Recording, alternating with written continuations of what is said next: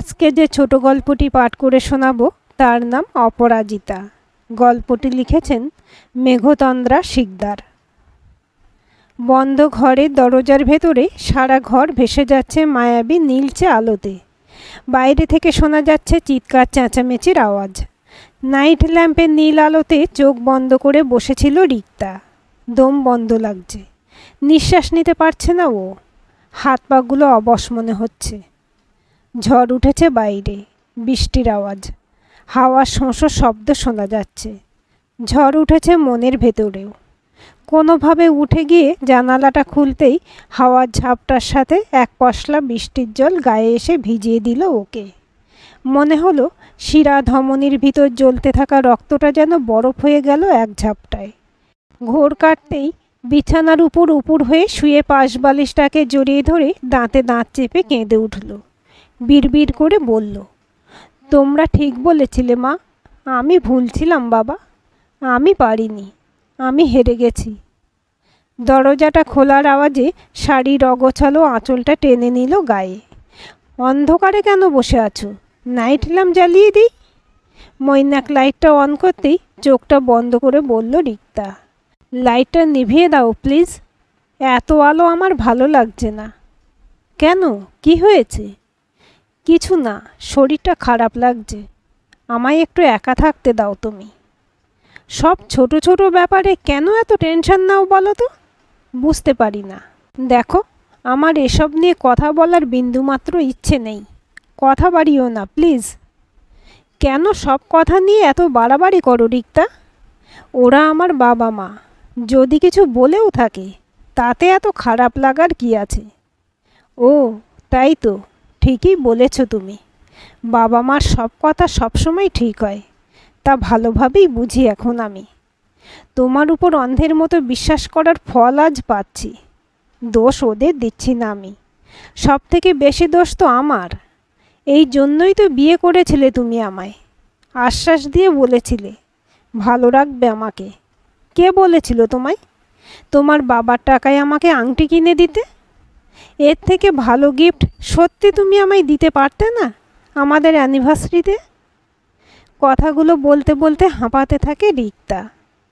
যদি একটু সম্মান করো আমায়, ভালোবাসো, আমাকে দেওয়া আংটিটা ফেরত দিয়ে টাকাটা এনে দেবে বাড়িতে। আচ্ছা, ভুল হয়ে গেছে আমার, তুমি শান্ত হও, শরীর খারাপ হবে। যেদিন তুমি নিজে উপার্জন করে একটা ছাপা শাড়িও কিনে এনে দেবে আমায়, সেদিন গর্ব করে পরবো আমি সবার সামনে। আচ্ছা, আমি কথা দিলাম, আমি তাড়াতাড়ি কিছু একটা ব্যবস্থা করব। আর কারোর কাছে তোমায় ছোট হতে দেব না, একটু সময় দাও। কেন একটা চাকরি করছো না? কেন চাকরিটা ছেড়ে দিলে? আমি নিজের একটা কিছু করতে চাই। আমি আর 5 জনের মতো হচ্ছি না রিক্তা, তাই একটু সময় নিচ্ছি। আমি আর পারছি না। কেন বুঝতে চাও না তুমি মৈনাক? তুমি আমার কাছে এসো। মৈনাক হাতটা ধরে কাছে টানতেই ওকে জড়িয়ে ধরে কেঁদে ওঠে রিক্তা। সেই স্কুলের দিনের শার্ট প্যান্ট আর স্কার্ট টপের প্রেম ওদের। ছেলেবেলার খুনসুটি মারপিট কখন যে অবিচ্ছেদ্য সম্পর্ক হয়ে উঠেছিল কে জানে। কলেজ জীবনে চলার পথ আলাদা হলেও আলাদা হয়নি মনের রাস্তা। সম্পর্কের কথা যদিও সবাই জানতো আগের থেকেই, তবু হঠাৎ করে রিক্তার বাবার ক্যান্সার সাসপেক্ট হতেই সবাই বেশ ভয় পেয়েছিল। তাড়াতাড়ি করে বিয়েটা করতে বাধ্য হয়েছিল ওরা, কাউকে না জানিয়েই।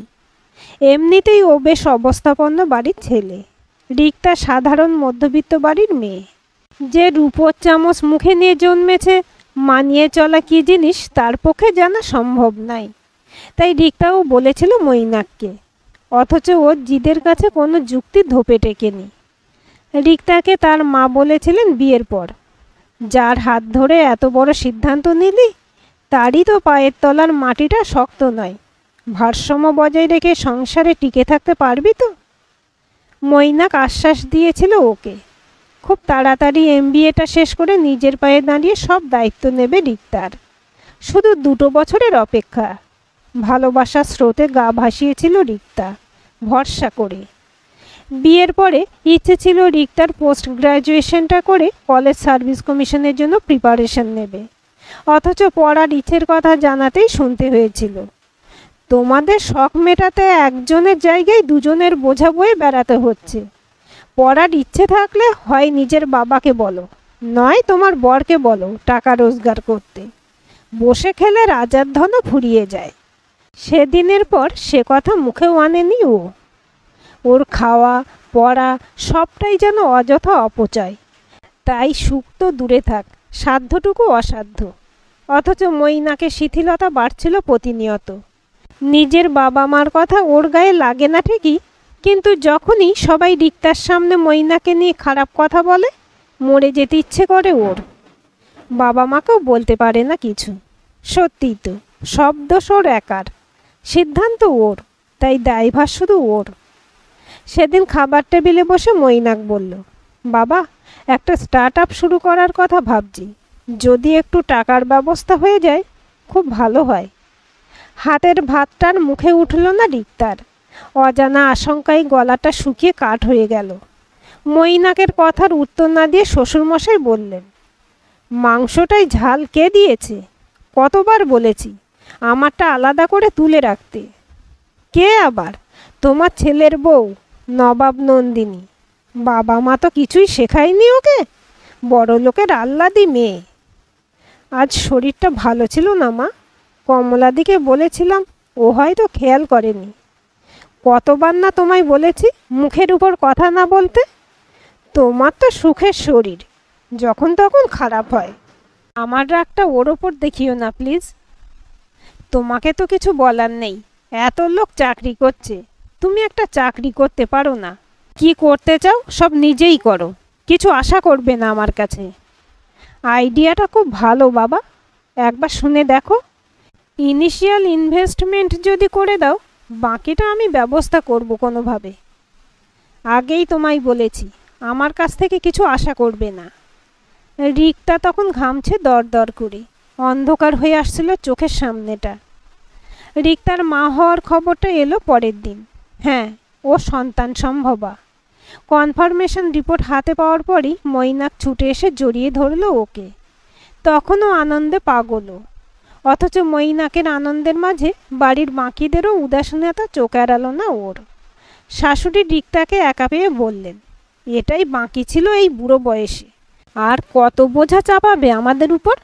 বরের 2 পয়সা রোজগার করার ক্ষমতা নেই, আর তোমার কিছু করার তো প্রশ্নই ওঠে না। একটু সাবধান হওয়া কি উচিত ছিল না তোমাদের? হাত পাগুলো তখন রাগে কাঁপছিল ওর থরথর করে। দুঃখে অভিমানে পাথর চোখে জল আসেনি এক বিন্দু। অথচ হয়তো বাইরে বৃষ্টি ঝরে চলেছে তখন অঝরে। এত ছোট মন হতে পারে? যার হৃদস্পন্দন এখনো শুরু হয়নি, তাকে নিয়ে এত অবহেলা। পরের দিন সকালে বিছানার পাশে মৈনাক পায় না রিক্তাকে। ঘুম ভেঙে না, কোথাও নেই সে। সারা বাড়ি তন্ন তন্ন করে খুঁজে দেখেছে। বাপের বাড়িতে যায়নি, কোনো বন্ধুর বাড়িতেও না। এভাবে না বলে কোথাও যাবার মেয়ে তো নয়। বেলা তখন 12টা। ফোনটা বেজে ওঠে। স্ক্রিন সেভারে রিক্তার নাম্বার। ফোনটা হাতে তুলে নিয়ে উত্তেজিত হয়ে বলে ওঠে মৈনাক, কোথায় তুমি? ফোন কেন অফ ছিল? কাউকে কিছু না বলে কোথায় চলে গেছো এই শরীর নিয়ে? পাশ থেকে শাশুড়ির কথাগুলো কানে ভেসে আসে। এ তো হবারই ছিল, বলেছিলাম এই জন্যই। বউকে বেশি মাথায় ওঠাবি না, নিজের সীমা ভুলে যাস। আরও করো আদিক্ষেতা, অসুবিধা হবে। দেখো তাই পালিয়েছে, হা ঘরের মেয়ে। এর থেকে বেশি আর কী বা করবে? তোমার পায়ে পড়ছি মা, একটু চুপ করো। ও কোথায় আছে আগে জিজ্ঞেস তো করতে দাও। প্লিজ কথা বলো রিক্তা। তোমার মাকে বলে দিও আমি ও বাড়ি ছেড়ে এসেছি। আর এত নাটক করার কোনো প্রয়োজন নেই। এমনিতে অভিনয় ভালোই জানেন। মানে? মানেটা কি? ছেড়ে গেছো মানে? আর তুমি? তুমি আমাদের সম্পর্ক, আমাদের সন্তান। আমি হসপিটালে আছি আপাতত। আমাদের সন্তান আর নেই। আমি নিজে হাতে শেষ করে ফেলেছি সব। ওর গলাটা শক্ত, কঠিন, অন্তঃশ্বাস শূন্য। কি বলছো তুমি?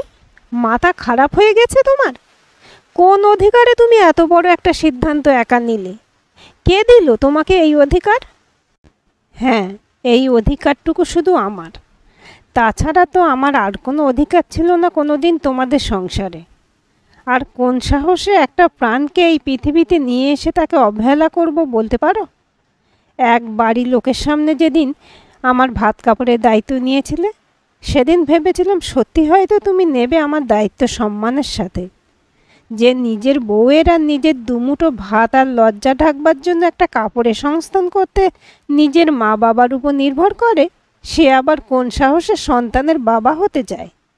একটা অকর্মণ্য অপ্রয়োজনীয় মানুষ, যাকে সংসারে কেউ সম্মান করে না, বিন্দুমাত্র মর্যাদা নেই, যার লজ্জাবোধ নেই, তার আবার এত অধিকার বোধ কিসের? ছি, এত ছোট তুমি! এই তোমার ভালোবাসা? আমাকে একটু সময় দিতে পারো না তুমি? শুধু অর্থটাই তোমার কাছে সব? হ্যাঁ, যে বাবা মা তোমাকে পৃথিবীর আলো দেখিয়েছে, তাদের কাছে যদি তোমার থেকে টাকার মূল্য বেশি মনে হয়, তাহলে আমি কে? শোনো, ওসব ভালোবাসা টাকা না থাকলে দুদিনে উবে যায়। আর আমি তো চেষ্টা করে দেখলাম 2 বছর, কি পেলাম? আর আমি যে তোমায় ভালোবাসলাম, আমার কথা ভাবলে না? যেদিন যোগ্যতা অর্জন করতে পারবে সেদিন ভাববো। আমি আমার বাবা মার কাছেই থাকবো। আশা করি তুমি আমায় বিরক্ত করবে না। আমি আর কোনো যোগাযোগ রাখতে চাই না তোমার সাথে, কথাটা মনে রেখো। কোনো কথা বলতে পারে না মৈনাক। আগুনে ঘি ঢালার মতো অসংখ্য বাক্যবাণ বর্ষণ হতে থাকে। ত্রুটি হয় না রিক্তাকে মৈনাকের চোখে ছোট করার কোনো প্রচেষ্টার। অথচ আর একটা মানুষ এতদিন নিজের সব আত্মত্যাগ, নিজের সব ভালোবাসা, সমস্ত দাবি সব অস্বীকার করে এতটা দূরে কত অভিমানে চলে গেল, কেউ জানতে চাইল না সে কথা। শুধু মৈনাক মানতে পারছিল না রিক্তার কথাগুলো। ওর বারবার মনে হচ্ছিল, এ তো রিক্তা না, ও তো এই রকম কথা বলতে পারে না। আজ তবে এই কথাগুলো কি করে ও বলল? মাঝে পেরিয়ে গেছে 5টা বছর। রিক্তাকে ছেড়ে বাঁচবে কিভাবে, এটা নিজেকে বোঝাতে সময় লেগেছিল মৈনাকের অনেক। কিন্তু সেই শিথিল অগোছালো মৈনাক পাল্টেছে নিজেকে পুরোপুরি। চেহারার সাথে পাল্টেছে জীবনযাত্রা। এই মৈনাক আর প্রাণ খুলে হাসে না, কারো সাথে বেশি কথা বলে না। স্বাধীনভাবে কিছু করার সব ইচ্ছে হারিয়ে গেছে সময়ের সাথে। যে মৈনাক কখনো চাকরি করতে চাইতো না, 2 বছর চাকরি করছে। তবু এত ব্যর্থতার মাঝেও স্বপ্ন দেখাটা ছাড়তে পারেনি। একটা স্টার্টআপ শুরু করার জন্য প্রায় সব প্রস্তুতি শেষ। সামনের রবিবার খুব বড় একজন ইনভেস্টরের সাথে মিটিং। প্রজেক্টটা অ্যাপ্রুভ হয়ে গেলেই এতদিনের স্বপ্নগুলো সত্যি হয়ে যাবে হয়তো। মৈনাকের বাবার এত সম্পত্তি থাকা সত্ত্বেও মৈনাক যেন আর একটা কানা করিও নিতে চায় না এদের থেকে। তবুও সন্তান হিসেবে মায়ের প্রতি যেটুকু কর্তব্য সব পালন করেছে ও। শুধু শ্রদ্ধা হয়তো করতে পারবে না আর, রিক্তাকে হারানোর যন্ত্রণা থেকে। সারাদিন কাজের মধ্যে নিজেকে ডুবিয়ে রাখে ও, যেন পৃথিবীতে আর কারোর সঙ্গে ওর কোনো যোগাযোগ নেই। কিছু এসে যায় না কারোর ভালো লাগা খারাপ লাগায়। মাঝে মাঝে শুধু চোখ বন্ধ করলেই রিক্তা সেদিনের সেই কথাগুলো কানে ভেসে আসে। মনে হয় যেন এখানেই আছে। এখানে ওখানে ওর হাসির আওয়াজ শুনতে পায়, গায়ের গন্ধ পায়। বাবা মারা গেছেন মৈনাকের, মায়ের তেমন রক্তে তেজও নেই। এই বাড়ি এখন জনমানব শূন্য। মাঝখানে 1-2বার অন্য সূত্রে খবর নেওয়ার চেষ্টা করেছিল মৈনাক রিক্তার বাবা ওদের বিয়ের পরেই মারা যান। রিক্তা ফিরে আসার পর ওর মা এখানে সব সম্পত্তি বিক্রি করে দিয়ে ওকে নিয়ে চলে যান বাইরে। কারোর কাছে চেষ্টা করেও কোনো ঠিকানা পায়নি মৈনাক। অথচ ওর কাছ থেকে ডিভোর্সের জন্য কোনো কাগজ আসেনি, না এসেছে কোনো দাবি দেওয়া। তবু মৈনাক চেয়েছিল যে কোনো ছুতোতে আর একবারও কথা বলে ওর সাথে। তবে চাইলেই কি সব হয়? হয়নি সেসব কিছুই। কোনো খবর আসেনি ভালোবাসার বা অবহেলার। আজকের দিনটা খুব গুরুত্বপূর্ণ জীবনে। ইনভেস্টরের সাথে আজকে ফাইনাল মিটিং, প্রেজেন্টেশনটা ইমপ্রেসিভ হওয়া খুব দরকার। কোনো কিছুতেই খুঁত রাখেনি মৈনাক। সকালে তৈরি হয়ে বেরোনোর সময় টেবিলে রাখা ওর আর রিক্তার ছবিটা হাতে নিয়ে বলে মৈনাক, আমি অকর্মণ্য, দায়িত্বহীন নই। আজ যদি তুমি থাকতে আমার সাথে, তাহলে বুঝতে হয়তো এটা যে আমাকে পারতেই হবে। বিশ্বাস করো, বাবার একটা টাকাও আমি নিইনি। ঘড়ির দিকে তাকিয়ে দেখলো 10:30 বেজে গেছে। অনেকটা রাস্তা ড্রাইভ করতে হবে। মিটিংটা 11:30 থেকে শুরু। বেশ একটু তাড়াতাড়ি করেই গাড়িটা ড্রাইভ করছিল। মাথার মধ্যে অনেক কিছু চলছিল সাথে সাথে। আজ থেকেই হয়তো নতুন জীবনের শুরু। তবু মনটা ভালো নেই। এত কিছুর মাঝেও নিঃসঙ্গতা, একাকিত্ব। ড্রাইভ করতে করতে বারবার ওদের সন্তানের কথা মনে পড়ছিল মৈনাকের। যে সন্তানকে পৃথিবীর আলো দেখাবার পর্যন্ত যোগ্যতা ছিল না ওর। চোখটা ঝাপসা হয়ে গেল। কিছু বুঝে ওঠার আগেই সামনে একটা ছোট্ট বাচ্চা দেখে এক্সেলেটরে জোরে ব্রেক কষতেই চাকাটা স্কিড করে পাশের গাছটায় ধাক্কা মারল। তারপর সব অন্ধকার। 24 ঘন্টা পরে চোখ খুলেছে মৈনাক হাসপাতালের বিছানায়। মাথাটা যন্ত্রণায় ফেটে যাচ্ছিল। চোখের সামনেটা তখনও আবছা। তবুও দেখতে পেল মৈনাক সামনে একটা ফুটফুটে ছোট বাচ্চা। হয়তো হ্যালুসিনেশন। বাচ্চা কি করে আসতে পারে এখানে?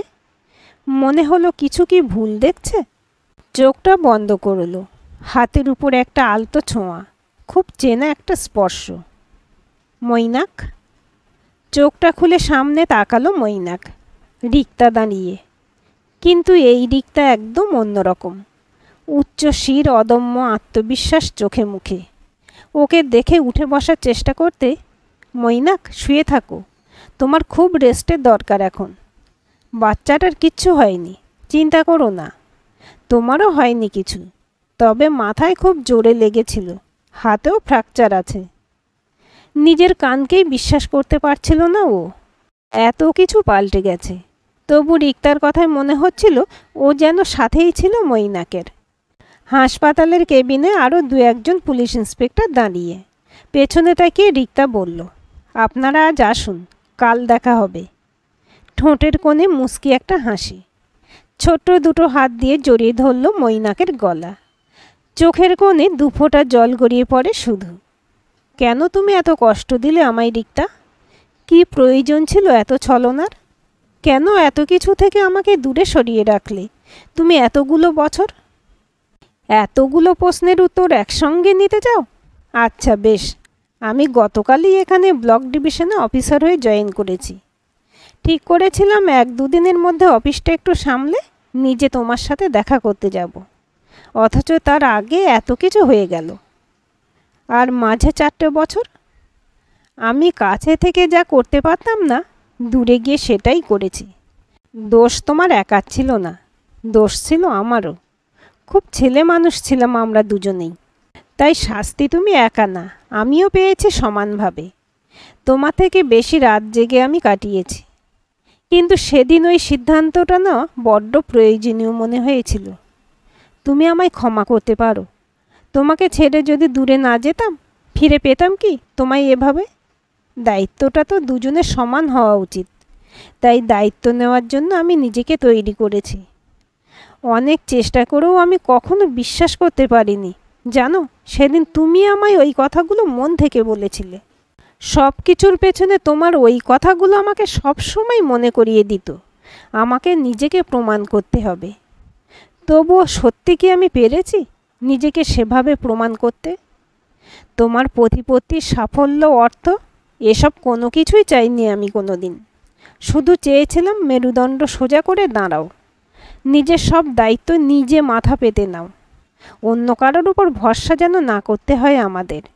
আর তুমি আজ তা পেরেছ বলেই আমি ফিরে এসেছি। কিন্তু আমার থেকেও তুমি বেশি নিজেকে বদলেছ। হ্যাঁ, কারণ যেন আর কখনো কোনো পরিস্থিতিতেই আমাদেরকে অন্যের সামনে মাথা নিচু না করতে হয়। যেন তোমার প্রয়োজনে আমি শক্ত করে তোমার হাত ধরতে পারি।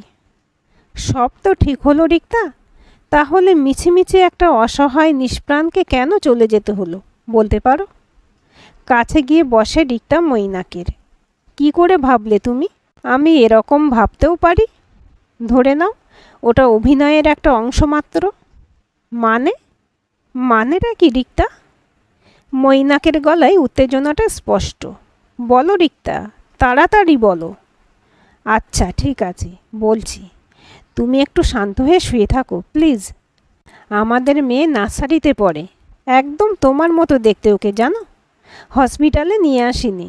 সুস্থ হয়ে যাও তাড়াতাড়ি, তারপর দেখা হবে তোমার সাথে। তবে একটা কথা, আমি ও বাড়িতে আর ফিরে যাব না কখনো।